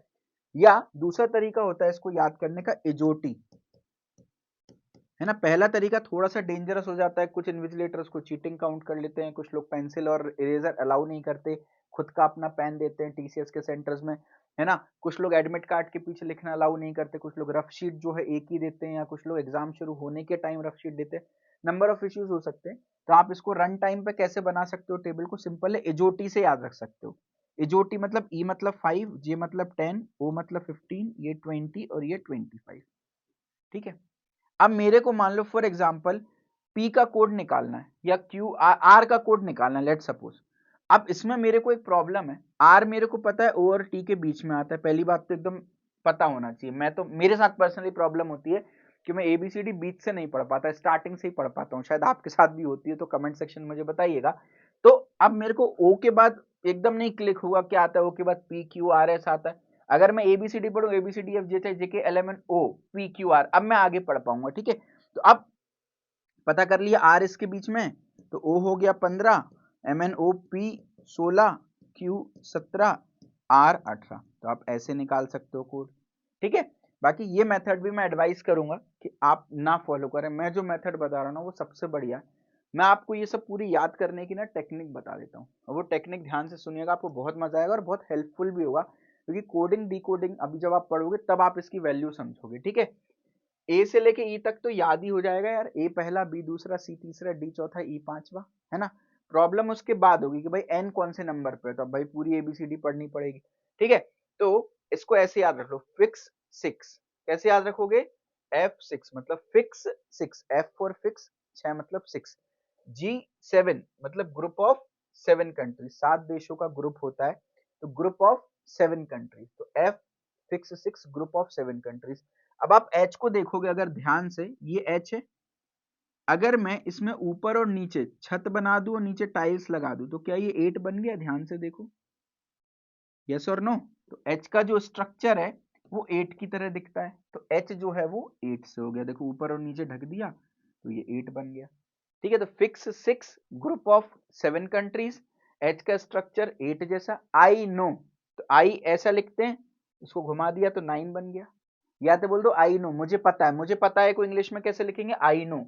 और 9 को हिंदी में कैसे बोलते हैं? नो, 9, 8, 9, 5, 6, 7, 8, 9, तो आई नो, आई नो। ठीक है, तो fix 6 group of 7 countries, H का स्ट्रक्चर 8 जैसा, आई नो। अब जे मतलब होता है 10, के मतलब होता है 11। अच्छा, पर्सनली मत लेना, जस्ट याद करने के लिए बता रहा हूं। Jammu and Kashmir, J and के मतलब जम्मू एंड कश्मीर। जम्मू एंड कश्मीर में 10-11 गोलियां रोज चलती हैं। जम्मू मतलब 10, कश्मीर मतलब 11। जम्मू एंड कश्मीर में 10-11 गोलियां रोज चलती हैं। ठीक है, L12, लड़की को देखते ही लड़कों के 12 बज जाते, तो L फॉर लड़की, L फॉर लड़के, लड़की और लड़का, 12 बज गया भाई, लड़की को देखते ही लड़के के 12 बज जाते। अच्छा, अब लड़की को देखते ही लड़के के 12 बज गए, लड़का गया प्रपोज करने, बोला मैं तेरा, मैं तेरा, मैं तेरा। 13 मतलब 13 होता है, M मतलब मैं तेरा, मैं तेरा। ठीक है, अच्छा, अब भैया वैलेंटाइन डे पास आने लगा धीरे धीरे, जब भाई जब आप रिलेशनशिप में आ जाते हो तो फिर वैलेंटाइन डे का वेट करते हो, तो आप वैलेंटाइन डे का वेट कर रहे हो, तो 14 फरवरी को एन फॉर नहा धोकर निकलना चाहिए, तो एन 14, नहा धोकर निकलना है कब? 14 को, 14 फरवरी को, तो 14 फरवरी को एन फॉर नहा धोकर निकलना चाहिए। ठीक है, उसके बाद शादी हो जाती है ना, जब प्यार होता है तो शादी होती है, तो पी मतलब प्रिंस 16, क्यू मतलब क्वीन 17, तो 16 साल के प्रिंस ने 17 साल की क्वीन से शादी कर ली। भैया प्यार तो अंधा होता है ना, उम्र देख के थोड़ी ना प्यार होता, तो भैया लड़का छोटा लड़की बड़ी चलता है, कोई बात नहीं। 16 साल के प्रिंस ने 17 साल की क्वीन से शादी की। अच्छा, आप अगर कोई ऐसे एग्जाम्पल जानते हो फेमस सेलिब्रिटी के जहाँ पे लड़का छोटा है, लड़की जो है वो बड़ी है एज में, और उनका कपल बना हो, शादी हुई हो, तो कमेंट सेक्शन में बताइएगा भाई मुझे एग्जाम्पल। 16 साल के प्रिंस ने 17 साल की क्वीन से शादी की, है ना। तो भैया लड़की को देख के लड़के के 12 बजे, लड़के ने बोला मैं तेरा, मैं तेरा, प्रपोज किया, फिर 14 फरवरी को नहा धोकर निकला। उसके बाद 16 साल के प्रिंस ने 17 साल की क्वीन से शादी की, शादी के बाद बच्चा हो गया। बच्चे को क्या पिलाते हैं? ORS, तो O मतलब 15, R मतलब 18, S मतलब 19, तो 15 से 18-19 महीने तक के बच्चों को ORS पिलाना चाहिए, तो 15 से 18-19 महीने तक के बच्चे को ORS पिलाना चाहिए। ठीक है, ORS पिलाया, फिर T20 मैचेस होने लगे, है ना, IPL का समय आ गया, फरवरी के बाद IPL अप्रैल में होता है, तो IPL में T20 मैचेस होने लगे। फिर U21, अगर 21 को आप जल्दी जल्दी बोलोगे ना, 21, 21, 21, 21, 21 जैसा दिखेगा, तो you give me 21, you give me 21, you give me 21, है ना। अब एक से दो बच्चे हो गए, तो वी को प्रोनाउंस कैसे करते हैं? WE की तरह प्रोनाउंस कर सकते हैं, और वी का कोड क्या होता है? 22, हम दो हमारे दो, तो वी 22 हो गया, हम दो हमारे दो, है ना। अब भैया इन सब चीजों में जब दो बच्चे हो गए तो जिम्मेदारियां बढ़ गई, तो भैया 24-24 घंटे काम करने लगे, तो फिर वहां पे हिदायत दी कि भैया वर्क जो है वो 24 घंटे नहीं 23 घंटे कर लो, लेकिन कम से कम 1 घंटे तो रेस्ट करो, तो वर्क जो है वो 23 घंटे करना चाहिए, W फॉर वर्क 23 घंटे करना चाहिए। X 24, X की याद 24 घंटे आती है ना। बाकी Y और Z तो आप याद रख ही लोगे ना, वर्णमाला में 26 अक्षर होते हैं, तो Z 26 हो गया, Y जो है वो 25 हो गया, है ना। वाई यस सर के पास 25 गर्लफ्रेंड है। बाप रे, इसको काट देना भाई, ये मेरी टीम ने आई डोंट नो गलती से लिख दिया होगा, सो सॉरी। है ना, मैं टीम को डांटता रहता हूँ तो बदला ले लेती है टीम इस तरीके से, तो आप ऐसे मत याद रखना यस सर के पास 25 गर्लफ्रेंड है, आप वाई 25 और जेड 26 से याद रख लेना, आखिरी के 2 अल्फाबेट्स, है ना। तो 1 to 1 मैपिंग हो गई। Fix 6 group of 7 countries, H का स्ट्रक्चर 8 जैसा। I know Jammu and Kashmir में 10-11 गोलियां रोज चलती है, लड़की को देख के लड़के के 12 बज गया, लड़के ने बोला मैं तेरा। 14 फरवरी को नहा धो के गया, 16 साल के प्रिंस ने 17 साल की क्वीन से शादी की, 15 से 18-19 महीने तक के बच्चे को ORS पिलाओ, T20 matches, you give me a case, हम दो हमारे दो, वर्क 23 घंटे करना चाहिए, एक्स की आज 24 घंटे, वाई 25, जेड 26। याद हो गया। अब देखना कितने जल्दी हम क्वेश्चन सॉल्व करके आ पा रहे हैं। अब अगर आप यहाँ पर ध्यान से देखो तो ये वाले पर्टिकुलर क्वेश्चन में तो जरूरत नहीं पड़ेगी। ए और जेड क्या है बताओ, स्टार्टिंग ए से होती है ABCD की, एंड जेड से होता है। ठीक है, अब ए के बाद सेकंड अल्फाबेट देखो बी है, बी के बाद सी है, तो अगला सी के बाद डी होगा सेकंड अल्फाबेट।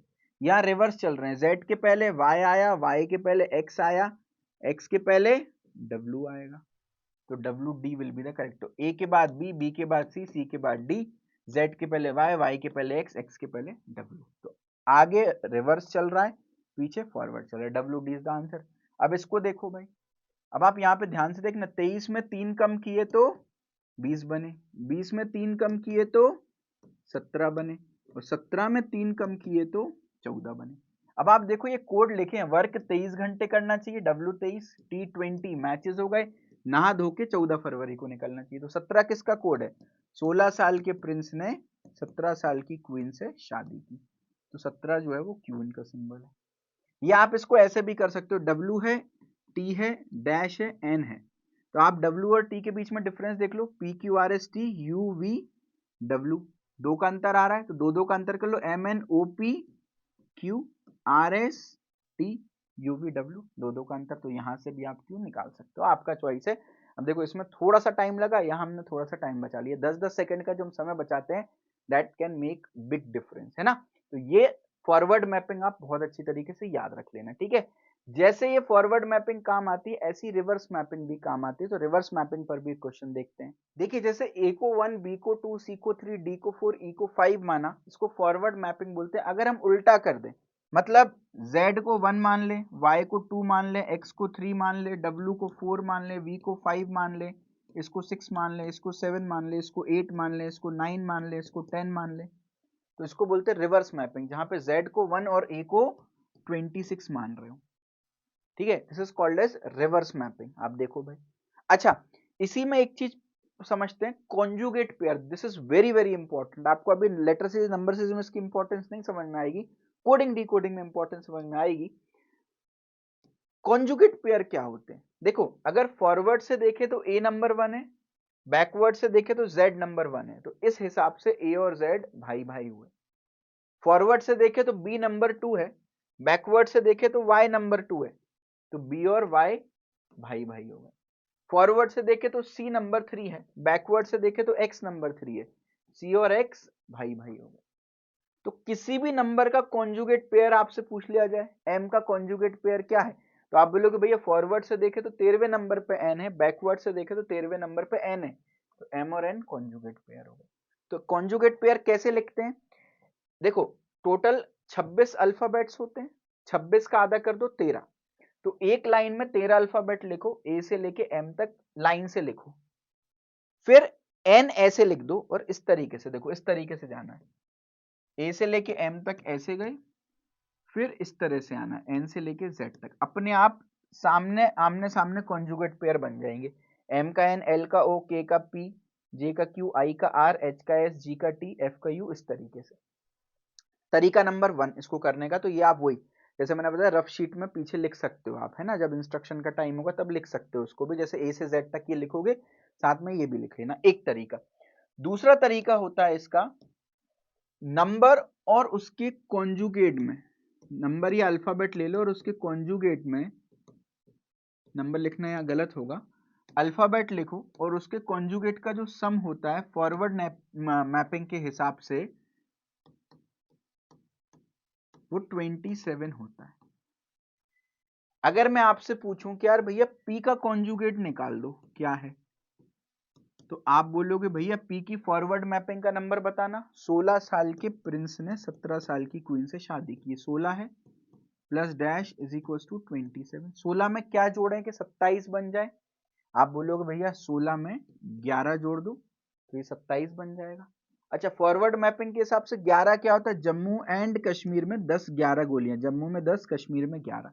तो फॉरवर्ड मैपिंग के हिसाब से ये के है, तो पी का कॉन्जुगेट क्या हो जाएगा? के हो जाएगा। इसमें रिवर्स मैपिंग पे जाना ही नहीं है, फॉरवर्ड मैपिंग में अल्फाबेट और उसके कॉन्जुगेट का सम 27 होना चाहिए। तो अगर अल्फाबेट मैंने पी लिया है, क्योंकि पी का अगर 16 है तो 16 में 11 जोड़ना है, 11 मतलब के जोड़ना है, तो 27 बन जाएगा। उसमें रिवर्स मैपिंग याद करने की जरूरत ही नहीं है। तो आप ऐसे भी कॉन्जुगेट किसी भी नंबर का निकाल सकते हो। तीसरा तरीका, एक बहुत प्यारी सी स्टोरी, आप एक बार इस स्टोरी को पढ़िए, चाहे तो वीडियो पॉज करके पढ़ सकते हैं या तो मेरे साथ पढ़ सकते हैं। क्या लिखा है? Aziz is a boy who has EVS exam but still he went to watch Faltu movie and had crux and due there.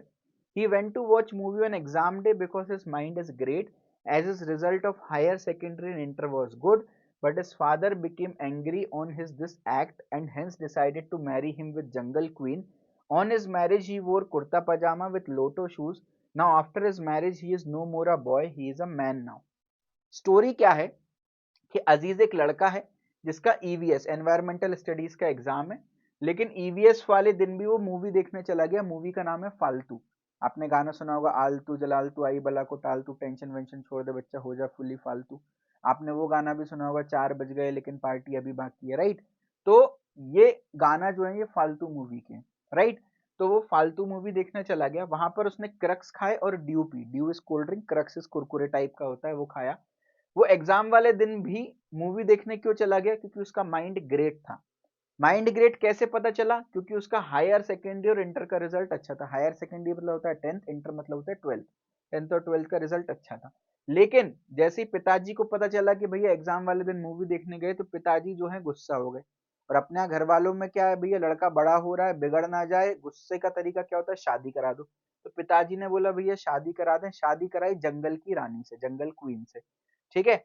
शादी वाले दिन उसने कुर्ता पजामा पहने और लोटो कंपनी के शूज पहने, क्योंकि अब शादी हो गई, तब वो बॉय नहीं बचा, अब वो मैन बन गया। अजीज बॉय था, बॉय से मैन बन गया। अच्छा, ये स्टोरी मैंने क्यों कराई? इस स्टोरी में अगर आप ध्यान से देखो तो बाकी सब स्मॉल लेटर्स में लिखे, कुछ कैपिटल अपर केस लेटर्स में लिखे, जैसे अजीज, बॉय, ईवीएस, फालतू, क्रक्स, ड्यू। अभी पता चलेगा, देखो भाई, 3 2 1 खुल जा सिमसिम। कुछ कुछ जो कैपिटल लेटर के वर्ड्स थे वो मैंने रेड कलर से कर दिए। तो आप ध्यान से देखो, ए और जेड रेड कलर से कॉन्जुगेट पेयर, बी का कॉन्जुगेट पेयर वाई, ई का कॉन्जुगेट पेयर वी, एफ का कॉन्जुगेट पेयर यू, सी का कॉन्जुगेट पेयर एक्स, डी का कॉन्जुगेट पेयर डब्ल्यू, जी का कॉन्जुगेट पेयर टी, एच का कॉन्जुगेट पेयर एस, आई का कॉन्जुगेट पेयर आर, जे और क्यू कॉन्जुगेट पेयर, के और पी कॉन्जुगेट पेयर, एल और ओ कॉन्जुगेट पेयर, एम और एन कॉन्जुगेट पेयर। तो अगर आप इस स्टोरी को या इन वर्ड्स को याद कर पा रहे हो तो आप कॉन्जुगेट पेयर बहुत आराम से निकाल पाओगे। मेरे से पी का कॉन्जुगेट पेयर पूछा था ना, मैं डायरेक्टली के निकाल सकता था। कैसे? क्योंकि मेरे को पता है कुर्ता पजामा वर्ड है, तो ये के फॉर कुर्ता और पी फॉर पजामा, है ना। आप मुझसे पूछो भैया आई का कॉन्जुगेट क्या है, मैं डायरेक्टली बता दूंगा आर है, क्योंकि मुझे इंटरवर्ड पता है। एच का कॉन्जुगेट क्या है, मैं बता दूंगा एस, हायर सेकेंडरी। एम का कॉन्जुगेट क्या है, मैं बता दूंगा एन, मैन है। तो आप किसी भी लेटर का कॉन्जुगेट बताओगे तो मैं इनकी हेल्प से बता दूंगा। डी का कॉन्जुगेट डब्ल्यू, ड्यू। सी का कॉन्जुगेट एक्स, क्रक्स। जी का कॉन्जुगेट टी, ग्रेट। जे का conjugate Q, jungle queen. L का कॉन्जुगेट ओ, लोटो के शूज, है ना। तो इस तरीके से आप कॉन्जुगेट पेयर, तीनों तरीके बता दिए मैंने कॉन्जुगेट पेयर के। या तो आप इसको इस तरीके से जिगजैग बना के लिख दो, तरीका नंबर 1। तरीका नंबर 2 क्या है? जिगजैग बना के लिख दिया। या तो फिर आप 27 वाला रूल निकाल लो, conjugate plus number is conjugate plus alphabet is equal to 27। और या तो आप ये टेबल, मेरी पर्सनल प्रेफरेंस होती है कि मैं टेबल की हेल्प से सॉल्व करता हूं, सो दैट जल्दी से हो जाए। या तो 27 वाली ट्रिक भी लगा सकते हो, दोनों अपनी जगह बढ़िया है। अब जैसे ये वाला क्वेश्चन है, अब इसको आप नॉर्मल मेथड से भी सॉल्व कर सकते हो। अगर मैं अल्फा न्यूमेरिक सीरीज है, देखो, है ना, तो मैं नंबर नंबर अलग सॉल्व करूंगा। 4 में 3 ऐड किए तो 7 बचे, 7 में 3 ऐड किए तो 10 बचे, 10 में 3 ऐड किए तो 13 बचे, तो यहाँ तो नंबर आ गया 10। अब W है, T है, डैश है और N है, तो W और T में देख लो, मैं उल्टी ABCD नहीं पढ़ पाता तो मैं तो सीधी पढ़ लूंगा, PQRST UVW, दो का अंतर आ रहा है, M के बाद NOPQRST, तो Q10 एक तरीका हो गया इसको समझने का। दूसरा तरीका हो गया, अगर आप पीछे से देखोगे तो W चौथे नंबर पे आता है, T 7वें नंबर पे आता है, फिर Q 10वें नंबर पे आता है, N 13वें नंबर पे आता है। ये रिवर्स नंबरिंग लिखी हुई है, देखो W जो है वो चौथे नंबर पे आ रहा है, उसके बाद T 7वें नंबर पे आ रहा है, Q 10वें नंबर पे आ रहा है, N 13वें नंबर पे आ रहा है। ऐसे कर सकते हो, या आप इनके कॉन्जुगेट लिख देना। W का कॉन्जुगेट क्या होता है? ड्यू, DEW, तो W का कॉन्जुगेट क्या होता है? D। T का कॉन्जुगेट क्या होता है? His mind is great, T का कॉन्जुगेट G हो गया, ठीक है, T का कॉन्जुगेट G हो गया, 7। आगे ब्लैंक है, N का कॉन्जुगेट क्या हो गया? मैन बन गया, तो M 13। इधर तो 10 है, आपको पता है 10 आ रहा है यहाँ पे, तो D 4 है, G 7 है, तो ये तो फॉरवर्ड कोडिंग हो गई। G ग्रुप ऑफ 7 कंट्रीज, मैं 13, तो 10 किसका होगा? जम्मू एंड कश्मीर में 10-11 गोलियां रोज चलती हैं, तो जम्मू हो गया 10, लेकिन जम्मू नहीं लिखना, जम्मू का कॉन्जुगेट लिखना है, तो जंगल क्वीन, तो J का कॉन्जुगेट क्या है? Q है, तो Q10 will be the answer. तो अलग अलग तरीके, अगेन मैं बोल रहा हूं आपको यहाँ इसकी इंपॉर्टेंस समझ में नहीं आएगी, हम जब कोडिंग डिकोडिंग पढ़ रहे होंगे तो आपको ये बहुत समझ, मतलब बहुत ज्यादा इंपॉर्टेंस रखने वाला है, तो एंश्योर करना कि यार इनको प्लीज अच्छी तरीके से आप याद कर लें। या आप इसको ऐसे भी समझ सकते हो, देखो अभी हम क्वेश्चन करेंगे, आप देखना W4 है, T7 है, डैश है, और इधर 10 आएगा, ये तो हमने डिटेक्ट कर लिया, और N13 है। अगर आप देखो तो मैंने बोला नंबर और कॉन्जुगेट का जो डिफरेंस है वो 27 का आता है, तो 27 में से 4 माइनस कर दो तो 23 बचेगा यहाँ पे। ऐसे ही 27 में से 7 माइनस कर दो तो 20 बचेगा, देखो जो कि टी का कोड आ गया। ऐसे 27 में से 13 माइनस कर दो तो क्या बचेगा आपके पास? 14 बचेगा, जो कि एन का कोड आ गया। ऐसे 27 में से 10 माइनस कर दो तो क्या बचेगा? 17 बचेगा। अब 17 किसका कोड है बताओ? 23W का कोड है, वर्क 23 घंटे करना चाहिए, T20 में नहा धो के 14 फरवरी को निकलना चाहिए।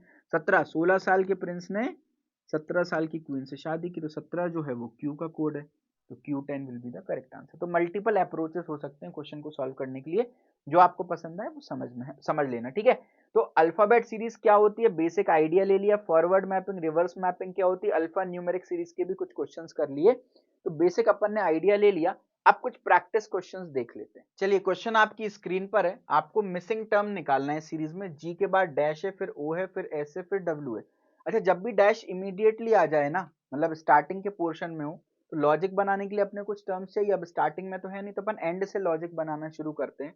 तो अपन एक बार देख लेते हैं, ABCD पढ़ लेते हैं। MNOPQRS, ओ के बाद PQRS, 3 छोड़ के चौथा, S के बाद TUVW, यानी 3 छोड़ के आ रहे हैं, ठीक है। तो G के बाद HIJKLMNOPQRSTUVW, यानी K will be the correct answer. एक तरीका तो ये हो गया इसको सॉल्व करने का। दूसरा तरीका क्या हो सकता है? Again mapping, group of 7 countries, 15 से 18-19 महीने तक के बच्चों को ORS पिलाओ, तो O मतलब 15, R मतलब 18, S मतलब 19, तो O मतलब 15, S मतलब 19, वर्क 23 घंटे करना चाहिए, तो W मतलब 23।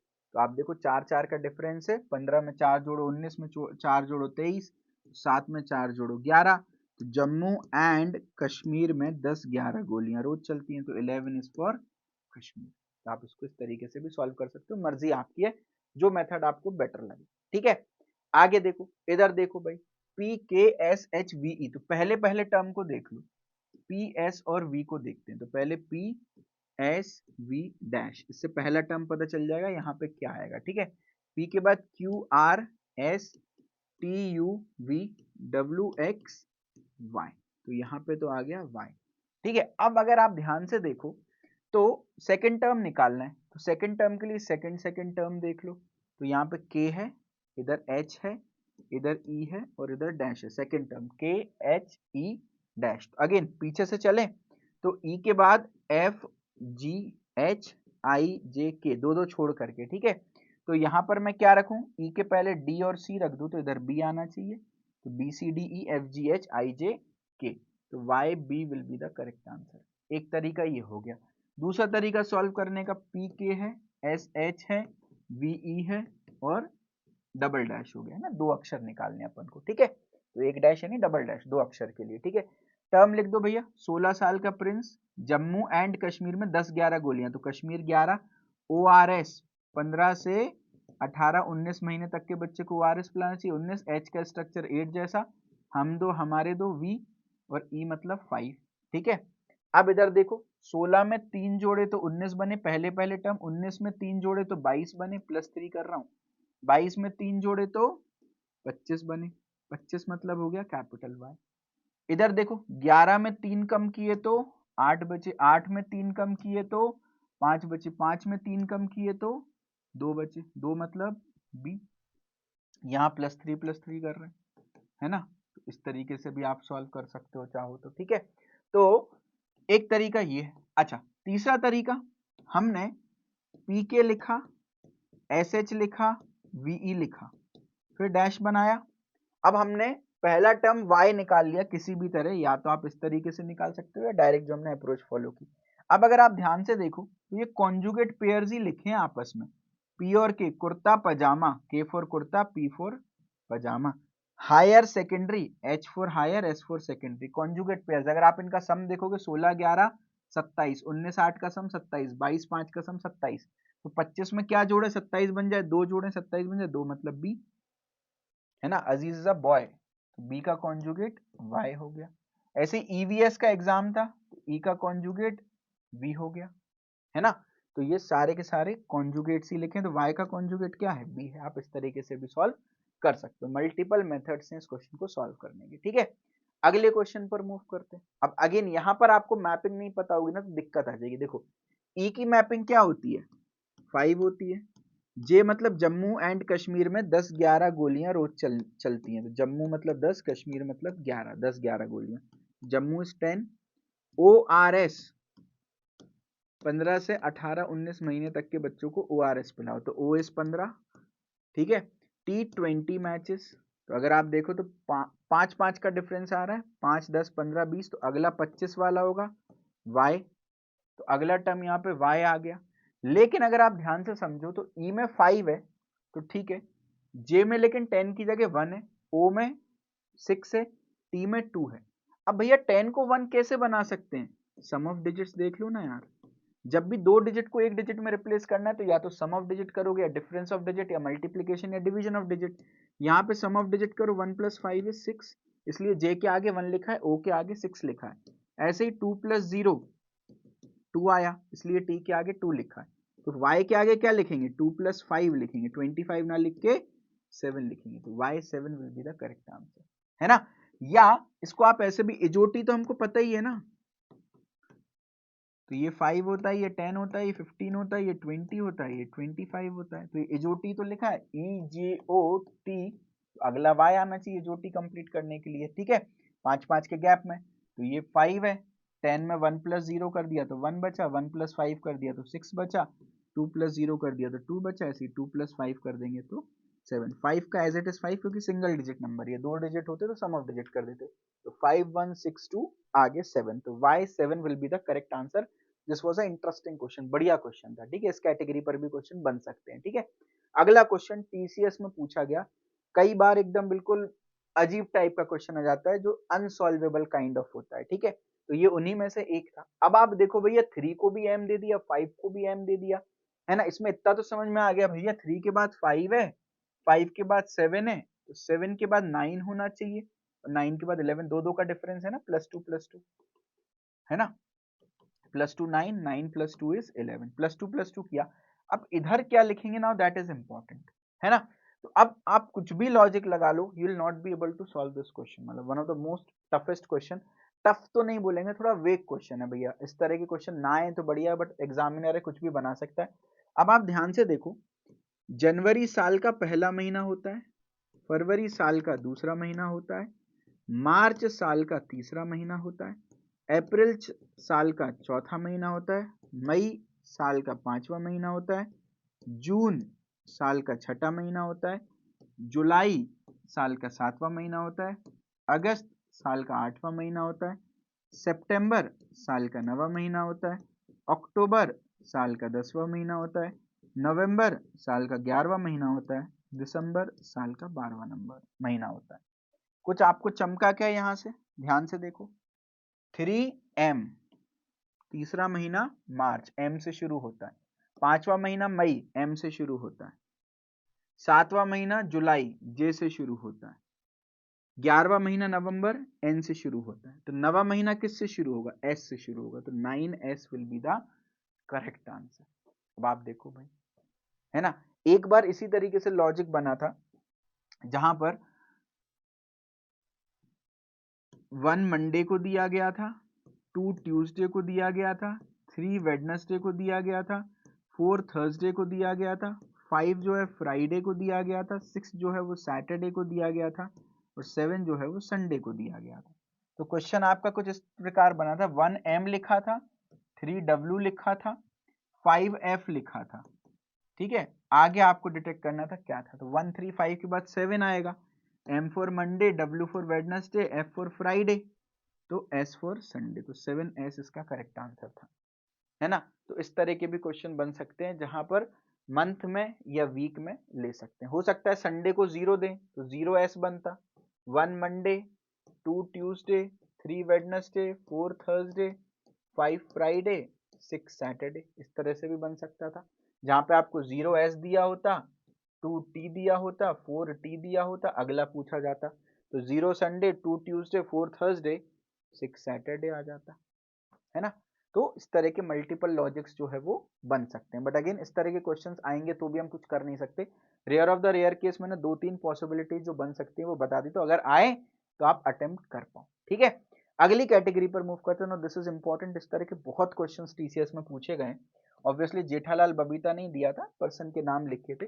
सवाल क्या है, Jethalal participated in a weight loss programme started at a newly opened centre named the Babita gym. Jethalal ने बबीता जिम खोला, नया वेट लॉस प्रोग्राम स्टार्ट किया। At the end of every month the decrease in the weight from original weight was measured and noted as. पहले महीने में 1 kilo कम, दूसरे महीने में 3 किलो, तीसरे महीने में 8 किलो, चौथे महीने में 20 किलो कम, पांचवें महीने में 42 किलो कम हो गया। While Jethalal made a steadfast effort, the weighing machine showed an erroneous weight once. What was that? कोई एक महीने में वेइंग मशीन ने एरर शो कर दिया, यानी इन 5 में से कोई एक एंट्री एरर वाली है, आपको वो बताना है। तो आपको कुल मिला के एक सीरीज दे रखी है, इस सीरीज का रॉन्ग टर्म या ऑड टर्म बताना है। अच्छा, टीसीएस में एक पैटर्न देखा गया है, कई बार ना क्वेश्चन बहुत लेंदी बना देते हैं, जबकि क्वेश्चन होता फुद्दू है। हम लोग क्या करते हैं, स्टूडेंट हमारी मेंटेलिटी है, जहां हमने लंबा क्वेश्चन देखा हम घबरा जाते हैं कि यार इतना लंबा क्वेश्चन हम लोग टफ होगा। जब यार क्वेश्चन पढ़ने में ही 30-40 सेकंड चले गए तो सॉल्व करने में कितना ही समय बचेगा। तो कभी भी बड़ा क्वेश्चन आएगा इसका मतलब इजी क्वेश्चन है, उनसे घबराना नहीं है, उनको जल्दी सॉल्व करना। अब जैसे ये वाला क्वेश्चन था, पढ़ने में तो जरा भी समय नहीं लगा, तो टीसीएस को पता है कि यार पढ़ तो जरा से मिलेगा, तो सॉल्व करने में ज्यादा टाइम दिया उन्होंने, तो डिफिकल्ट क्वेश्चन होगा। अब यहाँ पढ़ने में ही आधे से ज्यादा समय चला गया, तो सॉल्व करने के लिए बच्चे के पास कितना सही समय बचा। तो lengthy question is equals to easy question in most of the cases. तो लेंदी क्वेश्चन को तो सबसे पहले अटेम्प्ट करो। तो क्वेश्चन कुछ नहीं, बस ये लिखा है कि ये सीरीज है, इस सीरीज में आपको जो रॉन्ग टर्म है वो बताना है। ठीक है, तो अगर अपन ध्यान से एक चीज ऑब्जर्व करें, 1 से 3 बना, 3 से 8 बना, 8 से 20, 20 से 42 बना। तो देखो कभी भी कुछ समझ में नहीं आए ना, जैसे मान लो हमारे पास एक सीरीज है A1, A2, A3, A4, A5, इसको बोलते हैं ब्रूट फोर्स मेथड। अब आपको A1 से A2 बनाना नहीं आ रहा ना, तो आप क्या करोगे, A1 में किसी M का मल्टीप्लाई करोगे और कोई P ऐड करोगे तो A2 बन जाएगा। ठीक है, किसी M1 का और P1 का। सिमिलरली A2 में किसी M2 का मल्टीप्लाई करोगे, P2 ऐड करोगे तो A3 बन जाएगा। सिमिलरली A3 में किसी M3 का मल्टीप्लाई करोगे, P3 का एडिशन करोगे तो A4 बन जाएगा। सिमिलरली A4 में किसी M5 का मल्टीप्लाई करोगे, M4 का मल्टीप्लाई करोगे सॉरी, और P4 ऐड करोगे तो A5 बन जाएगा। अब अपने पास A1, A2, A3, A4, A5 में कोई पैटर्न नहीं दिख रहा, लेकिन M1, M2, M3, M4 में कोई पैटर्न दिखेगा जहां से मैं M5 निकाल लूंगा। Similarly P1, P2, P3, P4, P5 में कोई पैटर्न दिखेगा जहां से मैं P4 में कोई पैटर्न दिखेगा जहां से मैं P5 निकाल लूंगा। अब मेरे पास एक सीरीज ये है जहां से M5 निकाला, यहां से P5 निकाला, तो A5 से क्या मैं A6 निकाल सकता हूँ? बिल्कुल। A5 में M5 का मल्टीप्लाई कर दो प्लस P5 कर दो इज इक्वल टू A6 आ जाएगा। This is called as brute force method. इससे आप बहुत सारे क्वेश्चन सॉल्व कर सकते हो, A6 निकल जाएगा। तो अब हमारा पर्पस ये है कि A1 से A2 कुछ ऐसे बना लूं, A2 से A3 कुछ ऐसे बना लूं।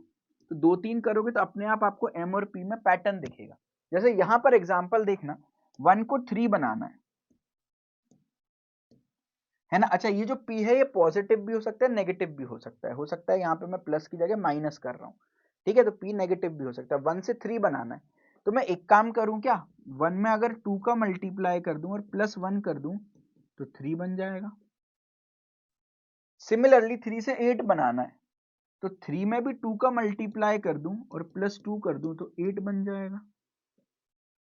सिमिलरली 8 में 2 का मल्टीप्लाई कर दूं और प्लस 3 कर दूं तो 19 बनता है, और 19 में भी 2 का मल्टीप्लाई कर दूं प्लस 4 कर दूं तो मेरा 42 बन जाता है। तो अगर आपसे पूछूं भैया M1, M2, M3, M4 की सीरीज क्या बन रही है? हर बार 2 है, और ये सीरीज क्या बन रही है? 1 2 3 4। तो इस लिहाज से यहाँ पर 20 ना होकर के 19 होना चाहिए। Series would have been 1 3 19 42। कैसे सीरीज अचीव करी? ऐसे अचीव की। अब मैं इससे पूछूं 42 के बाद अगला टर्म क्या आएगा, तो आप बोलोगे भैया हर बार 2 2 है तो आगे भी 2 होगा, इधर 5 होगा, तो 2 का मल्टीप्लाई 5 ऐड करना है, तो 42 में 2 का मल्टीप्लाई कर देना और 5 ऐड कर देना, तो अगला टर्म मिल जाएगा। ये हो गया आपका 40 दूनी 80, 84 plus 5 89 will be the next term. हालांकि आपसे नेक्स्ट टर्म नहीं पूछा, आपसे एरेनियस टर्म पूछा है, तो 20 एरेनियस टर्म है, उसकी जगह क्या आना चाहिए? 19 आना चाहिए। तो आपसे रिप्लेसमेंट पूछा है क्या? नहीं, आपसे एरेनियस टर्म पूछा है 20। Option D is the correct answer. अगर आपसे रिप्लेसमेंट पूछता तो आंसर क्या देते आप? 20 ना दे करके 19 देते कि भाई रिप्लेसमेंट टर्म है 19, 20 की जगह क्योंकि हमने 19 रखा हुआ है ना। तो मेरे ख्याल से नंबर सीरीज, अल्फाबेट सीरीज काफी लंबे समय से हम पढ़ रहे हैं। एटलीस्ट मुझे इतना भरोसा है कि आपको कंप्लीट क्लैरिटी इसमें मिली होगी। एक होमवर्क क्वेश्चन आप मेरे लिए कर देना। अगर ये होमवर्क क्वेश्चन आपसे बन गया तो मैं समझ जाऊंगा कि यार आप कर सकते हो सॉल्व कोई भी क्वेश्चन। ये टीसीएस का प्रीवियस ईयर क्वेश्चन है। एक छोटी सी हिंट दे देता हूँ, बीच में तो ए है हर बार, तो इधर भी बीच में ए होगा। जहां से खत्म किया वहीं से शुरू होगा। आर पे खत्म आर पे शुरू, एस पे खत्म एस से शुरू, टी से खत्म टी पे शुरू, यू से खत्म तो यू से शुरू, है ना। तीसरा आंसर क्या होगा बताओ जरा आप। तो यहां पर देखना, पी क्यू के बाद आर आया तो क्यू आर, फिर आर के बाद एस आया आर एस, एस के जस्ट बाद टी आता है, फिर टी के जस्ट बाद यू आता है, तो यहां पर यू एंड आगे क्या आएगा वो आप खुद देख के बता देना। करेक्ट आंसर जो भी है ना। क्यू के जस्ट बाद आर, आर के जस्ट बाद एस, एस के जस्ट बाद टी, टी के जस्ट बाद यू, तो यू के जस्ट बाद क्या आएगा वो आपको बस बताना है। एबीसीडी में जो भी आंसर है आप कैसे लिखोगे? आप लिखोगे लेटर सीरीज, नंबर सीरीज, फिर लिखोगे आप क्वेश्चन नंबर 21 विद्यार्थी कर्तव्य, और जो भी आंसर है आपका option A B C D, जो भी ऑप्शन है, जो भी आंसर है आपका option whatever A B C D whatever is the answer, वो लिखोगे और कमेंट कर दोगे। या तो आपके जो एग्जिस्टिंग कमेंट चल रहे हैं उसी को ऐड कर देना। डिस्क्रिप्शन में इसका सॉल्यूशन है, आंसर है, अभी नहीं देखना आंसर, आंसर आपको लास्ट में देखना है जब आपके सारे क्वेश्चंस हो गए, सो दैट आप अपना एक क्विज का जो ओवरऑल स्कोर है वो कमेंट सेक्शन में लिख पाओ, है ना। तो वीडियो को लाइक कर देना है। लेटर एंड नंबर सीरीज आपको कैसा लगा बता देना है। बिल्कुल यूनिक तरीके से पढ़ा है और ये सबसे हैपनिंग वे है इस टॉपिक को पढ़ने, क्योंकि इंपॉर्टेंट है, हर एग्जाम में पूछा जाता है, टीसीएस में तो भर भर के पूछा जाता है, ठीक है। बहुत इंपॉर्टेंट टॉपिक है, अच्छे से इसकी प्रैक्टिस कर लीजिएगा, और जो भी आपका फीडबैक हो कमेंट सेक्शन में जरूर से मेंशन कीजिएगा, मुझे बहुत मोटिवेशन मिलता है।